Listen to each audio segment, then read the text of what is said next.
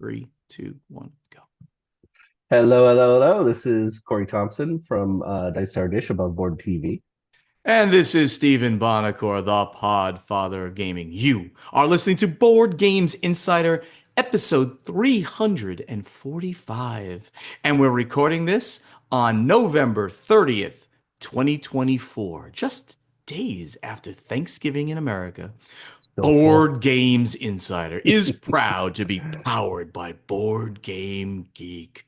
Corey, we almost had an Ignacy today. Sadly, Ah, the he's not poor feeling dude. good again. The guy just doesn't drink enough beer, maybe whiskey. I don't know, something. What do you?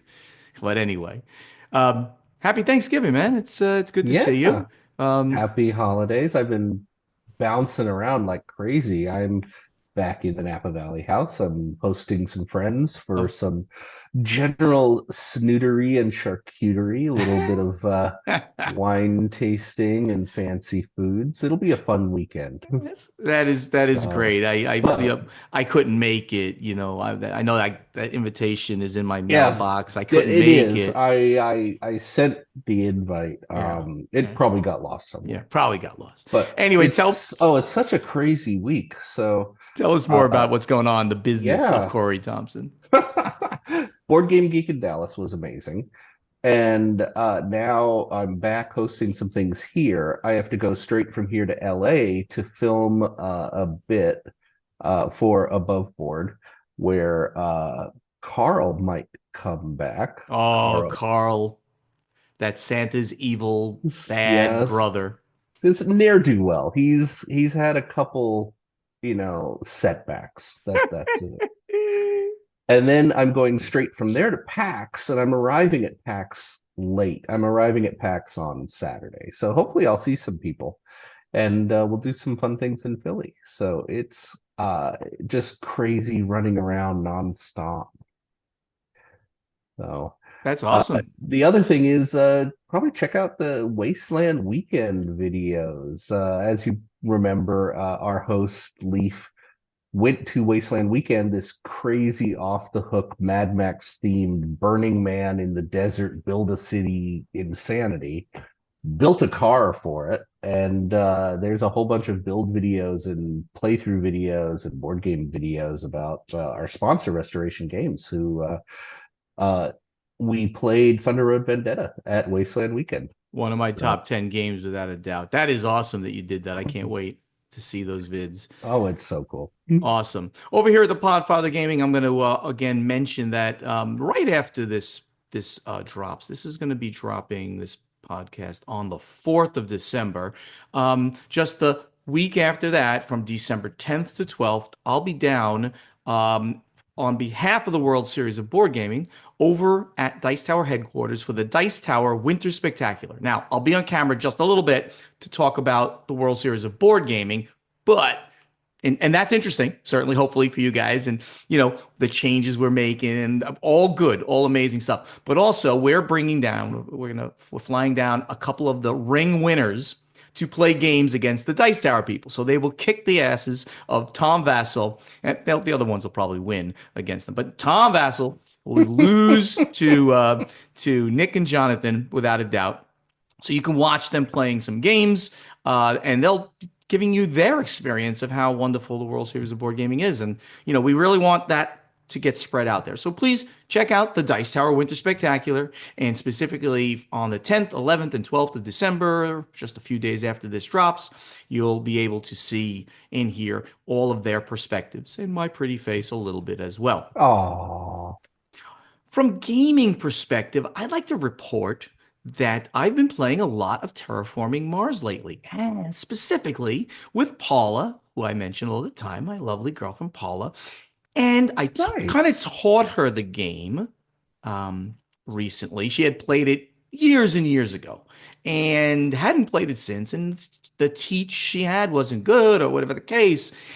I retaught her the game, and we played it 3 times. And I'm 0 and 3 against Paula in a head-to-head in Terraforming Not Mars. surprised. No, no, come on. This is ridiculous. Okay, the first game, the teaching game, I taught it well. She won by a point. Love it. You're Second game, I'm taking like, it for her winning I'm the teaching game. so I played again. I'm like, all I right, just want to point out, little facts here. I want to. Then I played again. I'm like, all right, teaching game is over. I'm going to play normally. She beat me by 22 points in the second game. And then I said to myself, this is nonsense. I'm really going to buckle down here. And she again beat me by a point. So now now I'm introducing her to Board Game Arena, where I've been playing like multiple online games with friends. It's been a lot of fun doing that. New Jersey friends and other friends around, and I got her in that. So now I just won a game against Chad and another buddy, Kevin and Chad. I beat them soundly. I put Paula into that mix. So 4-player game, and she's never played multiplayer really, only 2-player. So that's going to be very interesting.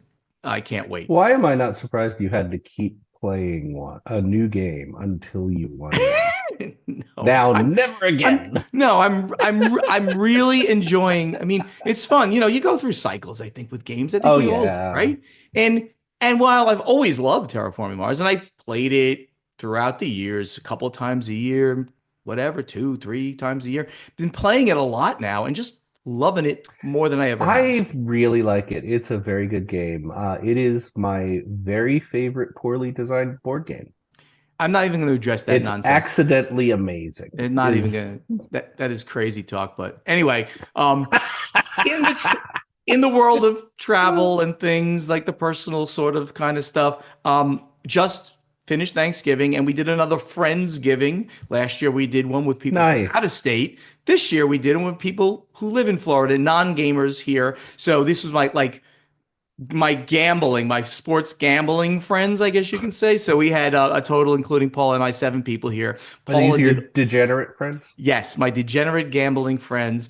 Okay. I bet like this much, like a tiny bit. I made I won $95, $100, something like that on Thanksgiving in my bets, and they were betting ridiculous amounts of money. My brother, who bets even bigger than those guys, was not here.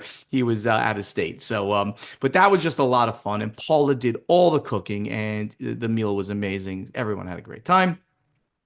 Next week, we're traveling to PAX Unplugged. Corey will be there. I'll be there. Please, when you see us, stop in. Corey, I assume you're staying at the Marriott. Is that right? Marriott downtown?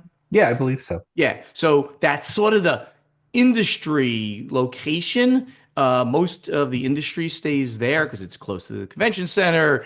It's got a great environment to sit, socialize, talk business and stuff like that. So if you're there, obviously catch us in the convention, which will be gaming, walking around, talking to people, or come over to the Marriott downtown. Probably the bar is a good area for to meet Corey or It's Steven. true. It's true. I remember last year you and I playing uh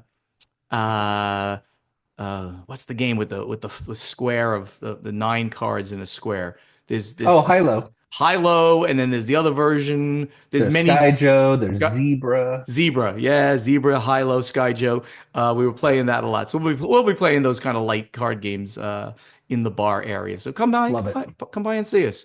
And then after that, over to the Christmas holidays with the family in New Jersey. I'm going to come back for a couple of weeks, then go back to New Jersey. So two things of very big note to mention to everybody. By the time you hear this, the Game Found campaign from Play to Z for Tales of the Arabian Nights 40th Anniversary Edition will be up. Please go check this out. Go over to gamefound.com, plug in Play to Z or Tales of the Arabian Nights, and you'll see it there. Corey, I can report right now that we are at 4,000 followers That for is this amazing. campaign. That's a big Well, it number. is such a good classic game, one of the original story builder paragraph games with a big, huge binder. Yep. Absolutely crazy stuff happens. Right. I have, it is a laughing, raucous time Right. every time I've played this monstrosity. It's so expansive. There's so much stuff. There's so much stuff, and that's why the replayability of this game is so amazing because you'll never read every paragraph because of the randomness of I see a beggar in the street. Do I punch him? Do I offer him some money? Do I do this? You say it, and then you go to paragraph so and so. The person next to you reads it, and then it gives you I just options and want to stuff. say, if there's If there's a version that has already read out voice acted sections from this book, I'm available. So if you go to the I have the campaign, voice. when by the time it launches, I think we'll either have a stretch goal or we'll be mentioning that, if we do very well, we'll have some interesting voices doing some of those paragraphs. And that could be people that, will do it for free, like Bonacore Me. and Thompson, maybe. So we're thinking about doing that. That does change the dynamic of reading stuff. But I really just want to mention, go to GameFound, Tales of the Arabian just Nights. It's just going to be a picturing biggie. Arabian Night stories with a thick New York accent. It really fits the theme. I can do accents a little bit. Depends on the accent what you want, but I can do some accents. Anyway, the other huge news, it's huge. It's huge, huge. That We're selling the accent thing here. selling the accent. Um, Huge news coming from Play to Z this week. On Yeah. Friday, 2 days after this drops, we will be putting out a press release, and I will give you more information at the end of the show if you stay there. But it's earth shattering, certainly for It us. is. I And know the news. It is yes, incredible. yes, You have to sit down for this one. yeah, you It got to sit is down. a great one. So stay to the end of the show, and I'll give you this much more information. I can't say everything, but you'll get, and then you can speculate from there. Huge news, Play to Z, coming on Friday the 6th, right when we're at PAX Unplugged. Yep. All right, that was a pretty long intro. Let's get over to the event deck. So, Corey, in the category of be careful about shipping your very expensive magic Oh, cards around, more magic cards being pilfered. oh Uh, man, this was but crazy. but think about this one. So this is the UPS workers allegedly pilfer $25,000 in Magic the Gathering cards and other inventory from Idaho Game Store packages. UPS is holding the stolen goods now. So this is coming from ICV2. UPS workers allegedly pilfered 25,000 in Magic the Gathering cards and other inventory from packages that were sent by Holiday Fun and Games in Rexburg, Idaho, according to a KSL Utah, which is obviously a news agency there. Back in October of 2023, store owner Jack Smith began to notice that multiple UPS packages that contained store inventory were marked as damaged and not delivered. Smith also noted that the damage claims were odd because they involved liquid spills or leaking packages. Liquid contents are quite obviously a rarity for game products. In February 2024, another package went missing. Smith mentioned its disappearance to a UPS worker who also was a regular customer, and that customer decided to initiate an investigation of the missing packages at the Sugar City UPS facility, which led to one of the suspects involved being caught. So, Corey, That's crazy. I mean, it's really weird because that means that the UPS workers understood the Yeah, value that's of the the magic biggest cards. thing is magic cards are really becoming a target because people know they have value, they're small, they're easy to move around. It's a kind of a perfect theft item. Yeah, it's small and easy to fence in the parlance of crooks and things like that. So that's really really crazy. Anyway, the next one is we have a lot of like hard business kind of things today. The next one is Sure. from another one of the press releases from the Embracer Group. They did two things. One was they put out that there was going to be an offering of 940 million euros of senior secured notes that were going to be put into the name of their Asmodee division. And then, like 2 days, 3 days later, I got another press release saying the loans have been established. They're loans essentially. They are notes that various financial institutions can buy into when a publicly traded company says we'd like some money, and this is what we're going to do with the money. And then the financial institutions buy those notes and then get interest paid on them. So very good stuff for Asmodee, making them like 95% ready to go public. They're restructuring all that debt that the Embracer Group had, which got Wow. passed to Asmodee in preparation for them going public, and it's now ready for them to start paying back those loans on a timeline. And it's this all makes 100% sense. So anybody who's worried about Asmodee going out of business or anything like that, this is all very good news for them. Wow. Wow. Yeah, and So do you while it think, sounds like a lot of money, and it is, it's almost $1 billion. It's just yeah. shy of that. It is still within the realm, and these So, notes got bought up immediately. okay. So they're notes. They're not additional stock created for the company. They are notes backed by the company. They are notes. They're debt instruments backed by the company. Okay. You can use the word loan if you'd like, but this is like a debt instrument that has been offered and bought by Publicly. publicly. Yep. Okay. Wow. Well, the next story I thought was interesting on a couple different levels. So this is extending into a region of board gaming that we don't cover all that much, and that's historical board gaming.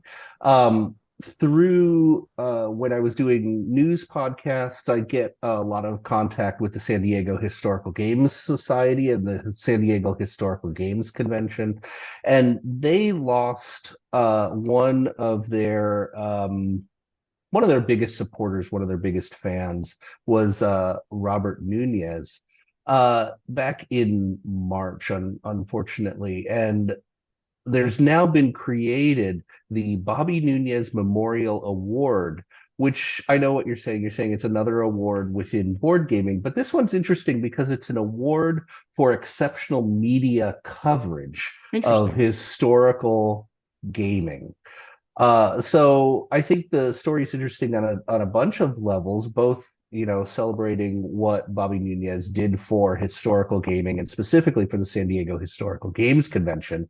Also, that there is a media-oriented award being announced and that it is about historical board games. And then on top of all of that, the first nominees were announced for the inaugural historical Memorial Award. So the nominees are Amabel Holland, who is board game designer, founder of Hollandspiel. That anybody who's even on the edge of historical gaming knows Amabel's work. Uh, and then Liz Davidson, who has done a lot of media for later games, nominated for her YouTube show and podcast. And of course, Dan Thoreau, who's really famously known as Space Biff, who is one of the very first written review people. And if you haven't gotten a chance, Space Biff's writing is exceptional. And he's still writing reviews all the time under Space Biff. So, yeah, the Bobby Nunez Memorial Award, the first nominees have been announced. So that's very interesting. I have not read any of that work. And when was this mostly published? Which one are you talking about? Well, the new stuff that you said, or the stuff that you said that came out. Oh, You know, sure. The award was just created. This is right? an ICV2 article from November 26th. Space Biff Yeah. has been writing reviews, I'm going to say for decades. Oh, yeah. That's my point. And I've never read them, so Yeah, we and they're should. they're online, but they're remarkably well written, and he's keeping alive, really, the medium of written board game reviews, which is kind of where things started. But as one who really likes the English language, I think his writing is exceptional. So people can go out there and Google Space Biff, right? And they'll be able to Yes, find some of this. That's great. absolutely, absolutely. So this one, next story, I found to be very interesting, and I literally just put it in there because I forgot to put it in there. Corey and I didn't even talk about this before the show, but this comes off of Board Game Wire, and the title is amazing. It says despair, hopelessness, frustration, sadness. Board game professionals fear for industry's future under quote reckless unquote Trump tariffs, but Gamma plans to fight back. Um, Yeah. so Corey, as everybody probably has heard, the new administration. This, by the way, let's start with this. This is not a We're political not getting discussion. political. No, not a political discussion. But I will be happy to talk about if tariffs work, if they don't work. That's a different kind of situation, not a political discussion.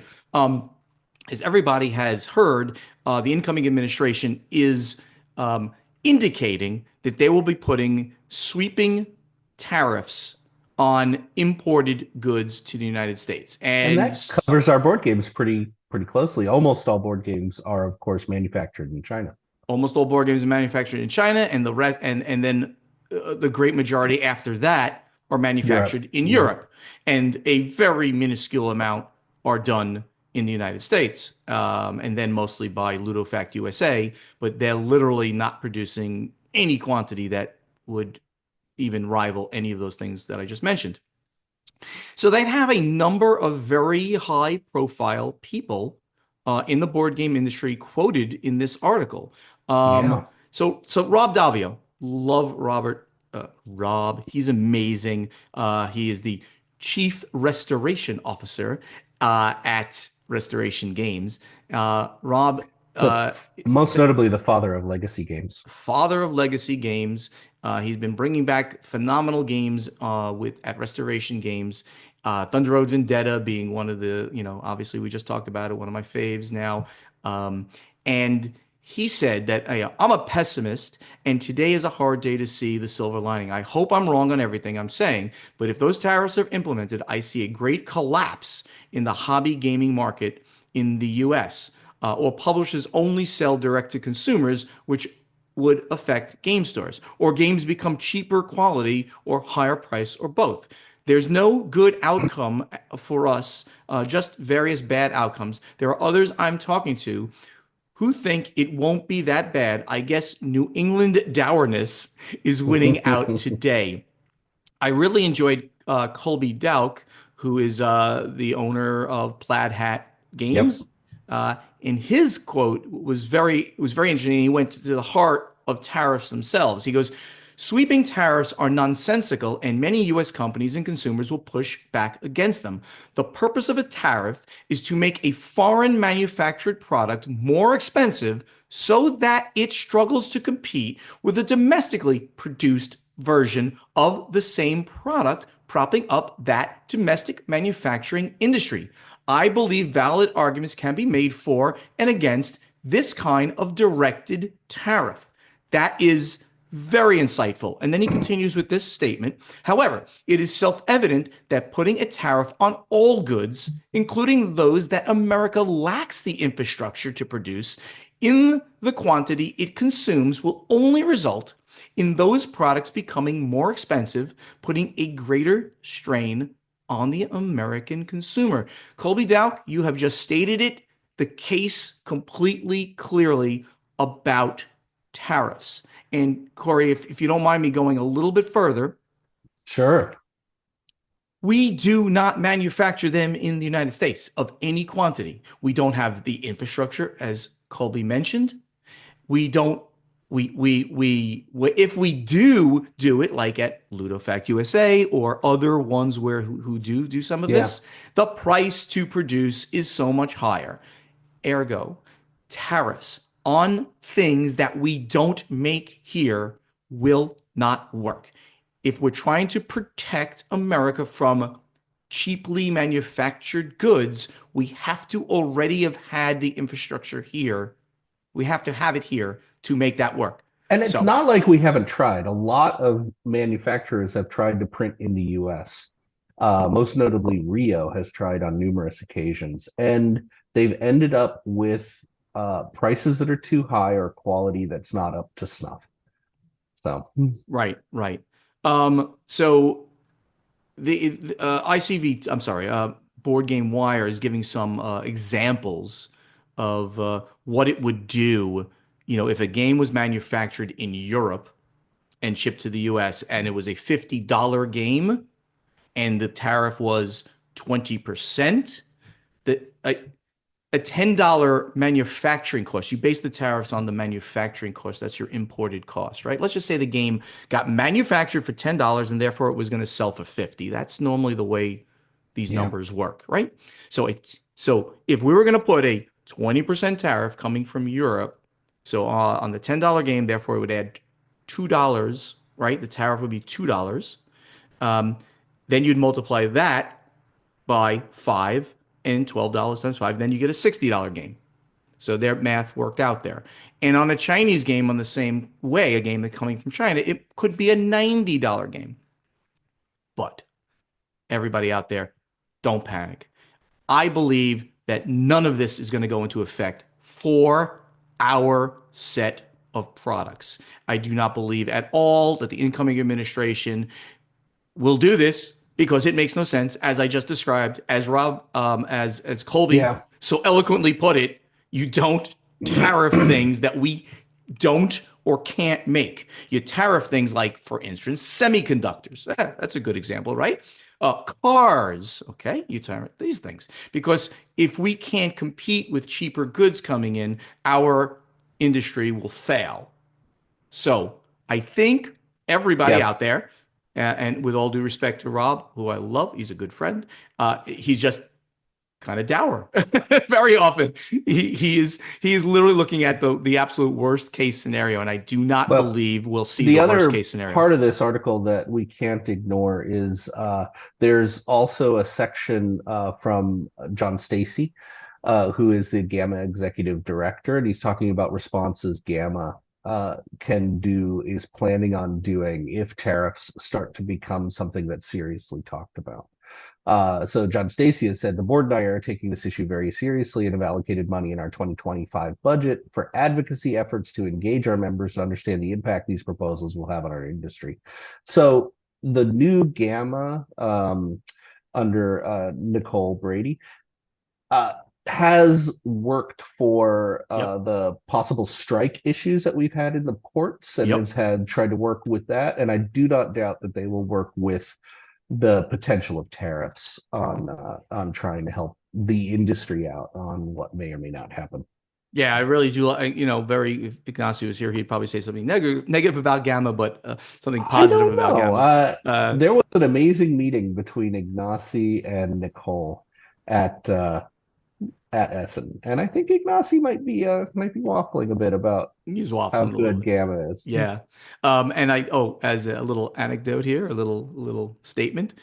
Guess who became a Gamma member this week? The Podfather of Gaming is now a member of Gamma. Why Yep. I did that? I did it specifically to support Gamma, to I support think you did it Nicole because you heard Dice Tower did because Nicole Brady, Monica Razzo, it's a four-woman board of I directors that I yeah. really love, and I think these people are amazing and they're doing I've great said it work. before. I think Nicole is doing amazing things for Yep. Gamma, and it's kind of sold me off of the Gamma is evil bandwagon to No, the yeah. Gamma is not quite as evil bandwagon. Gamma's never been evil, but their effectiveness has been in question. I think that's a good way of putting it. All righty. But yeah, I'm now a member. I guess I might be going to the Gamma trade. We'll see. Anyway, last story. We're really going long here because these stories are really, really good. But the last story coming from ICV2 is kind of crazy when and Corey found it, and I didn't even see it on ICV2. And the headline of the story is Elon Musk asks, "How much is Hasbro?" Corey, is he thinking about buying I don't Hasbro? think so. I mean, Elon Musk puts random posts on Twitter X, and they're varying degrees of insanity. So he put up a post asking how much is Hasbro. I think he's just being Elon. He's just being nuts. So it comes off of a lot of other things. Elon was critical of a forward to the D&D, the new D&D initiative, um, in all sorts of ways that I don't want to get into. So he's kind of dabbled into the gaming thing on occasion. Uh, but the tease of buying Hasbro comes a day after Musk announced on X that his artificial intelligence startup company was opening up an AI games studio aimed at producing new video games. So he's teasing the edge of gaming is really what it is. For the record, Uh, the teased target acquisition Hasbro recently reported a turnaround in earnings for Q3. They did a little bit well. The company currently has a market capitalization of $8.9 billion dollars and carries $3.95 billion in debt. So, to put this in perspective for people, Asmodee, which is easily valued. We'll find out what the true valuation is once it hits the market, which they got bought for. Oh, what was it? Wait, was it over 2 billion or over 3 billion? It was over 3 billion. 1.8.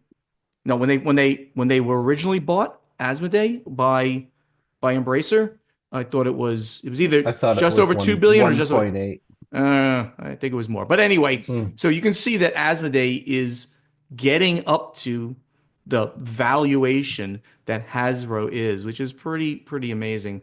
Um, do I want to see an Elon Musk in our industry? I don't think so. I think he should stay with technology. Let's let's just go with that. Oh yeah, 2.8. Yeah, yeah, okay. So it was like $3 billion originally, so it's only probably gone up from there. All right, I believe we have gone very long on the news, but it's I think We have. very interesting news stories this week. Let's get over to strategy and tactics. All right, Corey, I'd like to remind everybody again that we have less than one page left of questions. So if you don't go there and put questions in our pinned thread that says, put your questions here for strategy and tactics, we may not have any more questions. But it also means that if you do put a question there, we'll probably get to it pretty darn soon. So please go there and help us out. Peter Haraldson, who's from Sweden, he's at Pops on BG, says, what do you need to be named? What do you need to do to be named friend of the show? Handcrafted beer for Bonacor, baked cookies for Ignacy. Those will work. Those will probably work. But Peter, you're a friend of the show too because you're helping us out. When I use that term, and I do say that a lot, it's people that I know very well, right? I just know them very well, and I know that they're listeners. So trust me, every person who's listening to our voices is a insider. That's what we call our people. You're insiders. You're all friends of the show. If I know you really well, like maybe hand me beer, or hand Ignacy cookies, he'll shout you out. So thank you very much. We'll wait on the next one. I see Corey is saying that, right? So, Kurt, friend of the show, Kurt Van Hoyveld, who I see all the I need a time. thing. I mean, you get beer and Ignacy gets cookies. I need a thing. You need a thing. Well, I need a thing. you can ask for wine, but that kind of gets No, I expensive. You don't don't want. really want wine. I don't. It's hard to Yeah. move around. Yes. I'm easy. Anything I can eat, I'm very happy with. Something consumable is for Corey. So Kurt, who's Vitruvian Gamer on BGG, as publishers and designers, you work with a lot of very talented artists. But do the insiders have any drawing skills themselves beside your cows, Ignacy? That's right. Ignacy Ignacy likes to. actually does draw little comic guys really well. And the interesting thing I found out, he draws all of these little cows everywhere, and usually they're speaking in Polish. I have translated a lot of those that I've seen, and yeah, they're a little racy. His cows tend to go a little on the blue side. That's interesting. I like it. I like it. We would never figure that out because Polish is not one of the what is not one of the one languages that I speak. Um, Wow. Corey, do you have any artistic talent? And I guess we're I talking have directly. very little. I could do a little cartoony kind of stuff, and Mm. people look over and go, "Oh, that's cute," and then move on. My I guess any artistic talent I had went on to my kids. My daughter especially is a really talented artist and has done fan magazines and published magazines and does really amazing stuff. Me, no. I can make an interesting stick figure. I literally have no artistic talent. If we're talking about drawing something or painting something of any type, no, the answer is I have no talent for that. So thank you, Kurt, for making me feel horrible about myself. S- I cannot pronounce this gentleman. Is it So DeVay? So At DeVay, I think that at sounds great. at who's at So DeVay? As publishers, how do you feel when your partners take ownership of your creations while they distribute your games in different countries? I'm assuming no contract terms are broken here, and everything that happens has been previously agreed. But when we customers are already familiar with the original publisher, something feels wrong when your foreign partners talk publicly about their new releases um, when they celebrate their success on the BGG ranking or proudly receive local awards for it. How do you feel when your customers haven't even heard about you because of this? This is a really interesting one. If I could jump on this real quick. Yep. This gets talked about a lot in the reviewer circles.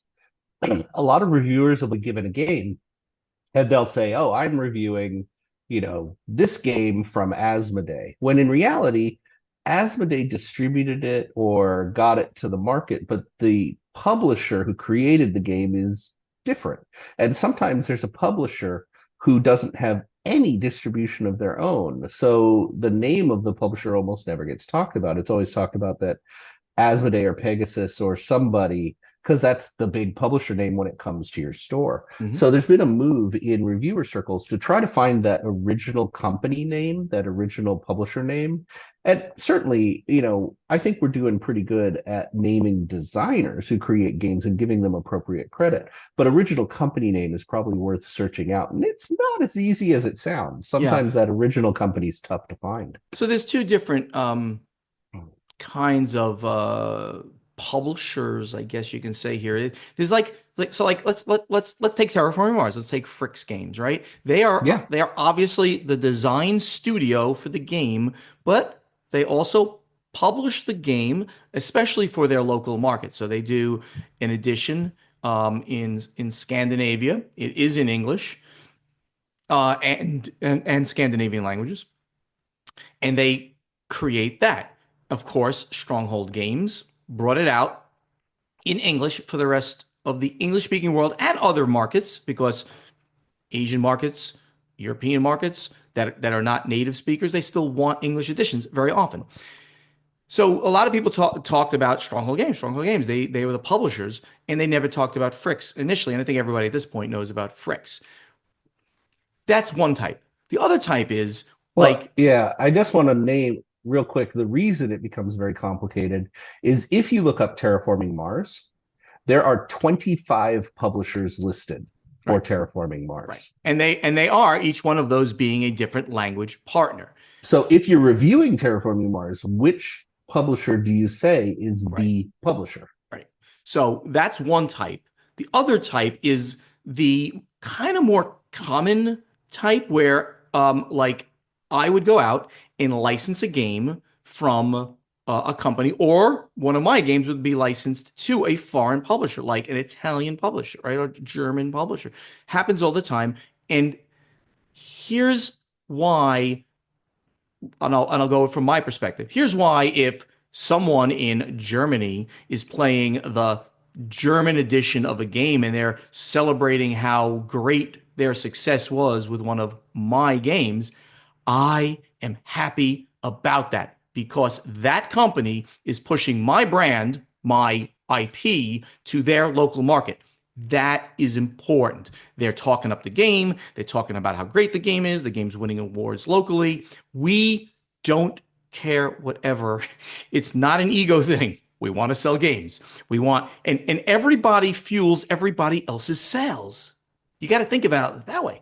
They're they're selling their games in German, but then the Germans are talking it up and saying, "Oh, maybe I want in English. Who does it? Oh, look at that. It was Stronghold. It's Play to Z.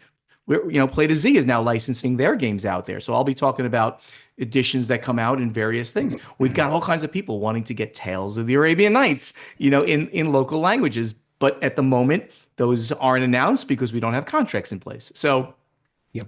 we don't mind when people take credit in their local market. We want them to take credit in the local market. And I think the reason that it becomes such a hot discussion topic in media, in reviews, is this is an organization, a circle where we care very much about giving appropriate credit where credit is due. You certainly don't want to name the wrong designer. Anytime you talk up a game, it's going to help sales of the game. But it is nice to give the right credits. Oh, I'm this next question. I'm actually moving. I'm moving to the Sure. above the last one here, Corey, because it's got your name written all over it, Oh and no. it is from Chris Dupree, who's at C Dupree. Will above board TV ever try to play Thunder Road Vendetta on top of a modified semi-tanker a la Road Warrior with Steven? You should mention it. No, no. You basically just did something similar, at least, right? We played Thunder Road Vendetta with the sponsorship and help of Restoration Games at Wasteland Weekend, which is, like I said, this is absolutely insane group of people camping in the middle of the desert in full cosplay. You can actually get kicked out if you don't have a costume and if you're not dirty enough. Uh, so That's those funny. videos, all four build videos for building the war rig are up. And the playthrough video is coming soon. And there's some nice little teaser videos about the whole series. That is just awesome. That's awesome. Joe McLeod Iredale from the Yes. UK. He's at Daedalus Design, so it must be a designer. Are board game tables worth it? Corey, Yes. as an Next owner question. of eight tables approximately. Yeah. Jeez. Yeah. Yes. The answer is just yes. I have one. I mean, I think they become worth. See, here's my opinion for like everybody out there. Um, because not everybody has a house that's as large as Corey's that is basically dedicated to gaming, and therefore he owns something on the order of like eight game tables. Sure. I have a much smaller home, and I have a game table which doubles as a dining room table. Perfect. And it's beautiful, right? It's just I shout out to Game Theory tables all the time. They're also a sponsor at the World Series of Board Gaming, for the record. They make unbelievably beautiful tables, modern designs. So if you like non-traditional types of furniture, this is a modern design which appeals to me especially. And there are plenty of Yeah. other companies that make different styles. But if your table can double, as your dining room table or your kitchen table or some table, then I think it's very worth it to get one. Well, let's just say gaming tables. What actually makes a gaming table? And each one of these aspects can speak to people on whether they think it's necessary. It's really nice to play on a surface that's not smooth wood. And you can do this by just getting a large sheet of neoprene. It's a lot cheaper than a table.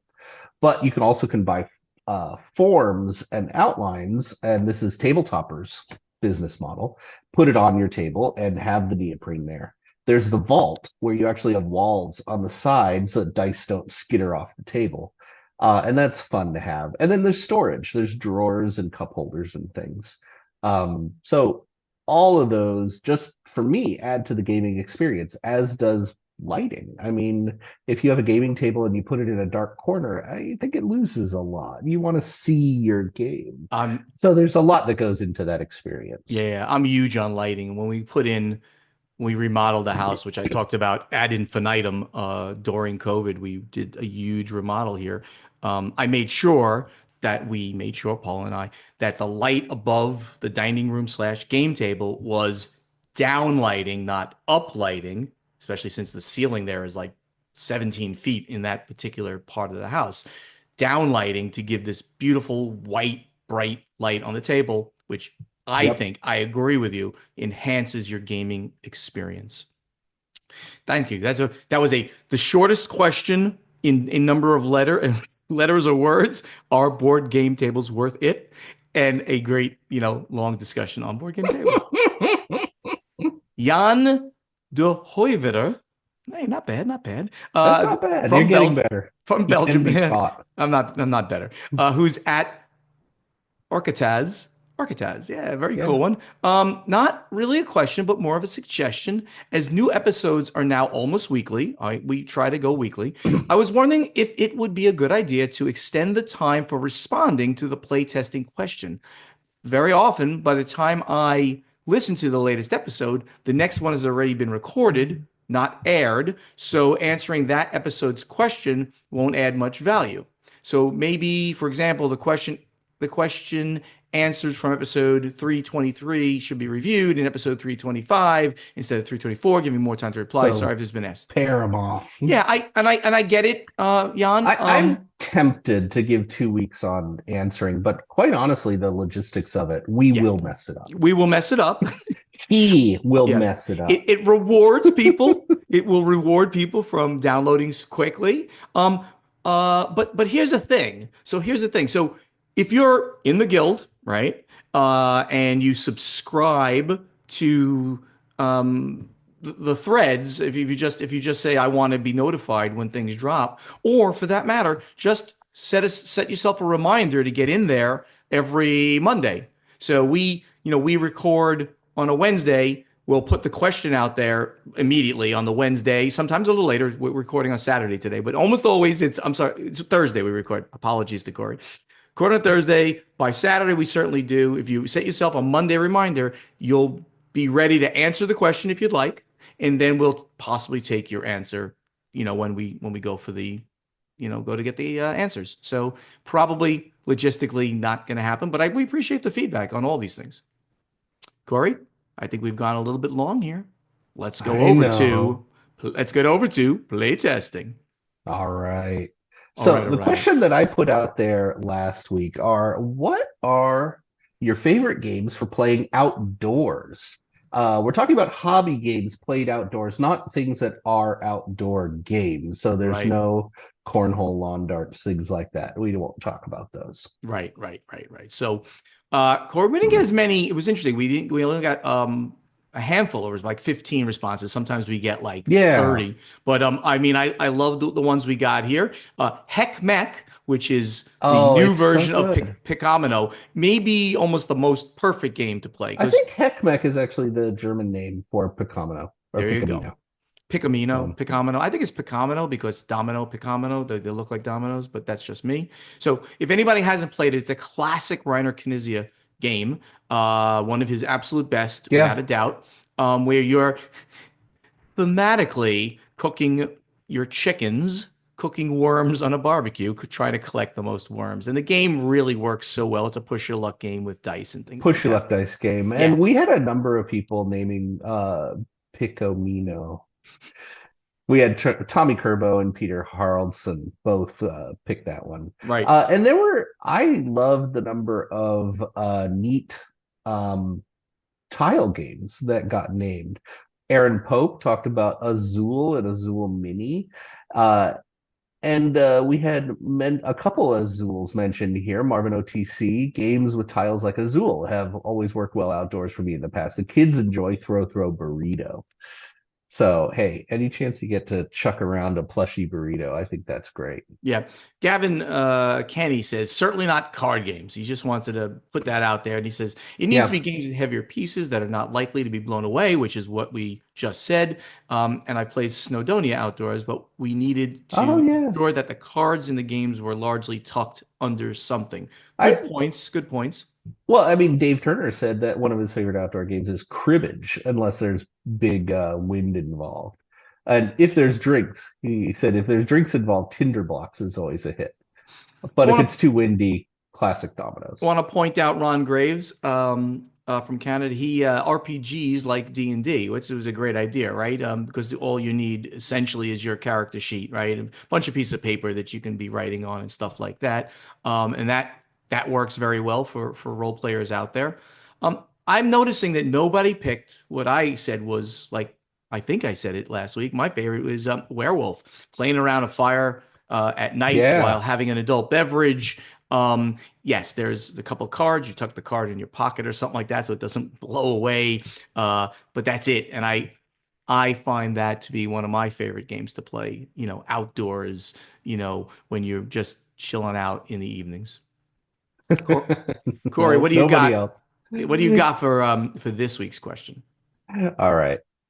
So for this week, the question is, do you unshrink and punch your games as soon as you receive them, Or do you wait and unpunch and unshrink them when you're ready to play them? So And this feeds a little bit into that shelf of, well, for me, it's truly shame, but shelf of yeah, opportunity. there you go. So for me, it is almost exclusively when I'm ready to play them, I will But it unshrink and takes that stuff. extra time to punch everything out and get ready for it. Sure, but if I'm getting ready to play the game, I will do it right before well, let's just say I'm going to play it tonight. I would pre-punch it, but I do it today. Got I it. I I wouldn't wait until okay, we're all sitting down at the table. Now we have 12 punch boards to do. But I'm saying if I got the game in the mail or I went to a local game store, whatever the case, and I get this game, it's in shrink wrap. Unless I really right now I want to learn how to do it and then I'm going to play it in the very near future ish, I would leave it the way it is until I'm ready to play it. And I Sure. have a very large I got plenty of shame going on downstairs in my Well, you game area also too. have a lot of pristine collectors games, like games that you published. You got a lot of copies of them and display them. So those are still in shrink. Those some of those would be in shrink as well. Sure. Yeah, yeah. So, Yeah. everybody out there, what do you think about that? I think it's a very interesting question. When do you punch your games? I've just created a thread on Board Game Geek. And please go to the Guild on BGG and find that playtesting thread and do it now. Just do it now so that you're in and we might take your answer to that question. And now in the meantime, it's the final scoring. Thank you so much for listening and help us spread the word about this podcast by telling your friends to download Board Games Insider wherever they like to get their podcasts or watch Board Games Insider on the Podfather of Gaming YouTube channel. If you want to be part of this podcast, you can go over to the Guild, become a member, ask us questions in the strategy and tactics thread, answer our question to you in the play testing thread, and simply find those threads, post. We'd love to hear from you. Interact with us on social media. Amazingly, the handle is the same all over the place. Little at sign in front of these things. Board Games Insider, Portal Games US, Podfather Gaming, Dice Tower Dish, Play2Z Games, Above Board TV, Nerd About Show. Go and subscribe on your favorite places: Facebook, X, Instagram, TikTok, Blue Sky, now the biggie, up and coming, and YouTube. And of course, check out the YouTube channels, which are our bread and butter: Portal Games Studio, the Podfather of Gaming, Above Board TV. We'd Yeah. love to see you in person at PAX U next week. When you hear this question, you're ready to meet us. Come over and hang out with us, Marriott Downtown Bar or on the convention floor. I'll be doing a lot of open gaming out in the open gaming area with friends. So if you see me there, just wave, tap. I'll be wandering lost and aimless. You probably will. Board Yep. Games Insiders, professionally edited by Jake Thompson. Thank you, Jake, for becoming part of the team.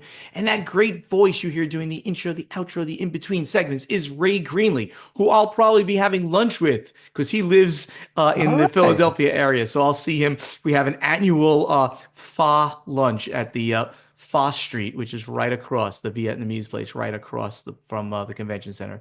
Go to raygreenleevoiceover.com. He can do some voiceover work for you. Corey, I promised that we would have something extra special to talk about right here Okay. Okay. at the bottom of the show. And while I can't tell you exactly what it is because there's an embargo on this news, You can tell me. I can tell you this, our insiders who are listening, on Friday, this coming Friday, so that's December 6th at 11 a.m. Eastern Time, Play2Z will make a huge announcement, and it will involve a strategic partnership for this company, for Play2Z, with a major media outlet, a major gaming media outlet. And that's all that we can say. Anything more than that, I'd be breaking like the rules. Corey, I'm excited. Don't break the rules. Make sure you all go over, wait, make sure you subscribe, go over to the Play to Z website and join the mailing list. You'll then get this announcement the moment it hits on Friday at 11 a.m. Eastern Time. And make sure you go to GameFound and type in Tales of the Arabian Nights.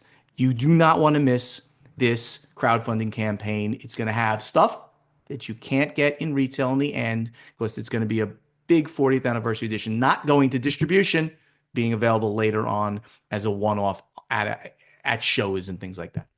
See you all next week. Thank you all. See you later, everybody. Bye.